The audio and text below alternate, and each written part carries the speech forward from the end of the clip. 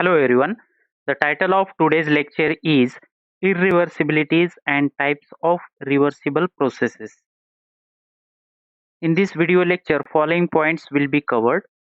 First, irreversibilities. Irreversibilities due to lack of equilibrium. Irreversibilities due to dissipative effects. Second, types of reversible processes. Internally reversible process, externally reversible process, and totally reversible process or reversible process. So what do you mean by the irreversibilities? The factors that cause a process to be irreversible are called irreversibilities. The list of irreversibilities are grouped into two categories. First, irreversibilities due to lack of equilibrium, and second, irreversibilities due to dissipative effects. So during a process, there may be the presence of lack of either mechanical equilibrium or thermal equilibrium or chemical equilibrium, or there may be the presence of any one of the dissipative effects such as friction, viscosity, inelasticity, electric resistance, magnetic hysteresis. The presence of any of these lack of equilibrium or dissipative effects renders a process irreversible.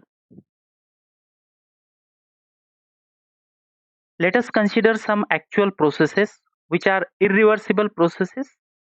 With the help of second law of thermodynamics, it is possible to prove that the given process is irreversible and occur in only one direction on its own, and reverse process is not possible on its own, that is naturally. The process becomes irreversible because of either due to lack of equilibrium or due to dissipative effects. Prove that the free or unrestrained expansion of gas is irreversible. So there is a presence of mechanical equilibrium.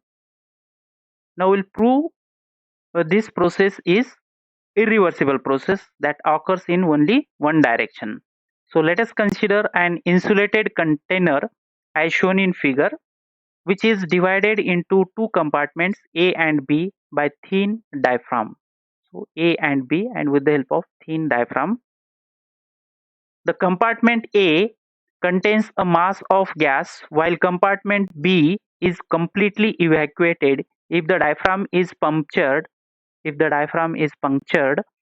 the gas in A will expand into B until the pressures in A and B becomes equal.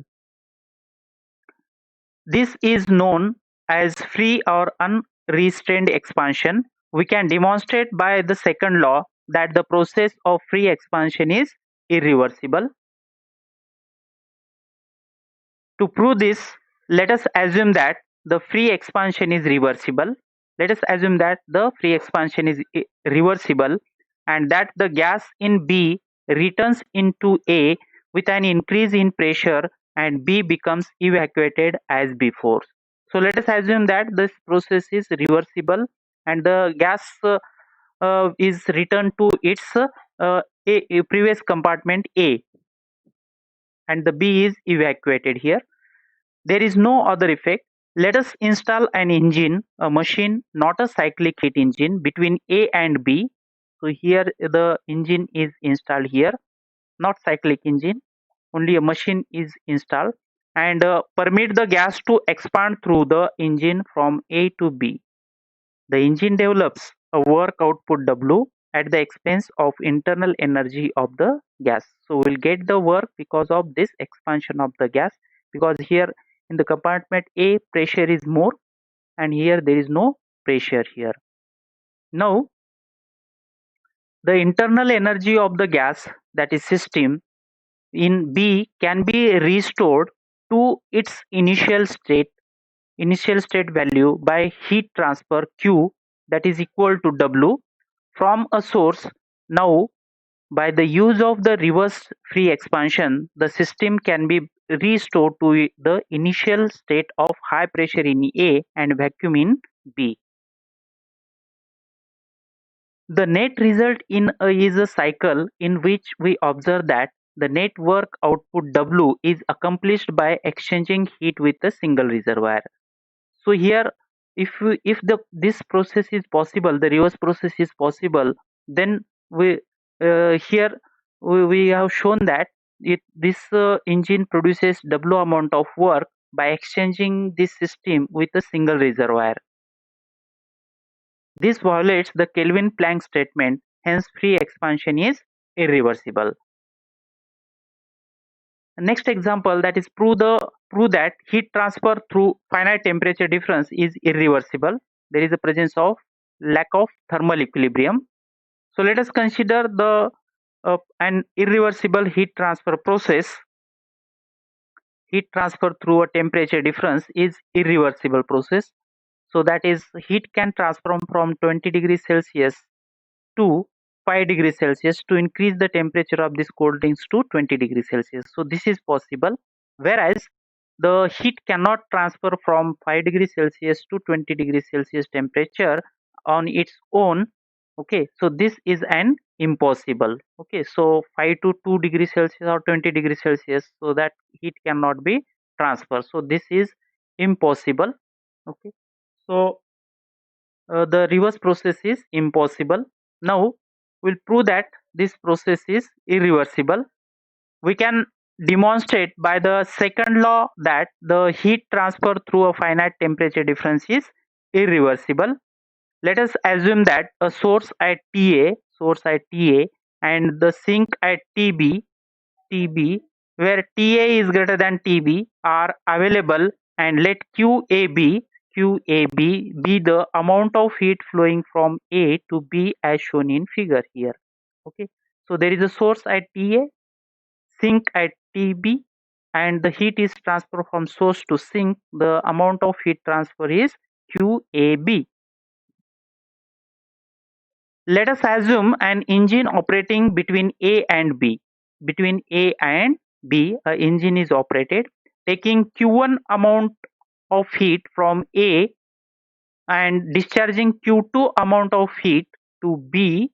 Let the heat transfer process be reversed. That is, earlier the heat was transferred from source to sink. Now we assume that the process has been reversed, and QBA be the heat flowing from B to A, and let the rate of working of the engine be such that Q2, that is Q2 heat rejected by this heat engine, is equal to QBA. Okay. Now then the sink B may be eliminated, because whatever the heat is transferred by this engine to the sink, the same heat will be transferred to the source. So then the sink B may be eliminated. The net result is that E produces net work W net in a cycle by exchanging heat only with A, thus violating the Kelvin-Planck statement. So we can say that the heat transfer process QAB is irreversible and QBA is not possible. If the process violates the second law, so that process is not possible in that direction. Similarly, we can prove that it is possible to prove that because of following factors, the process becomes irreversible, such as friction, mixing of two fluids, electric resistance, inelastic deformation of solid, or chemical reactions. So we can prove that all these processes are irreversible process which occurs in only one direction, and the reverse process is not possible on its own. Next, we'll see the internally and externally reversible processes. A process is called internally reversible if no irreversibilities occur within the boundaries of the system during the process. The quasi-equilibrium process is an example of an internally reversible process. Quasi-equilibrium process means almost equilibrium during a process at any time. So the process is almost equilibrium. So that process is called as a quasi-equilibrium process. That already I have explained in the previous previous lectures. A process is called externally reversible if no irreversibilities occur outside the system boundaries during the process. heat transfer between a reservoir and a system is an externally reversible process if the outer surface of the system is at the temperature of the reservoir. This is how we define. And what do you mean by the totally reversible process? So totally, or that is also called as the only reversible process. A process is called totally reversible or simply reversible if it involves no irreversibilities within the system or its surrounding. Means there are no irreversibilities within the system or outside the system. Then this process is called as a reversible process. A totally reversible process involves no heat transfer through a finite temperature difference, no non-causative equilibrium changes, and non-friction or other dissipative effects. So here the two diagrams are shown here. There is a phase transformation process occurs at 20 degrees Celsius, here also 20 degrees Celsius. If the heat transfer occurs between the surrounding and the system, so in such a way that the temperature difference here is very low, that is 20.00001 and this 20. So heat transfer occurs all the time the system and surrounding is in equilibrium, almost equilibrium condition. So this within the this boundaries, the the thermal equilibrium is present, and outside also there is very less temperature difference. So this system is called as a totally reversible. So there is no variation of temperature inside the system, and there is no temperature much more variation between the system and the surrounding. So this system is called as a totally reversible system. Whereas here the temperature within the boundary is 20 degrees Celsius everywhere, but the temperature outside is 30 degrees Celsius. There is a finite temperature difference. So this system is called as a internally reversible system, because within the system the temperature is same, but there is no temperature. There is much more variation of temperature between the system boundary and the surrounding. So this is how we define the uh, types of reversible process, that is the internally reversible process, externally reversible process, and the totally reversible process. Okay, we'll stop here. Thank you.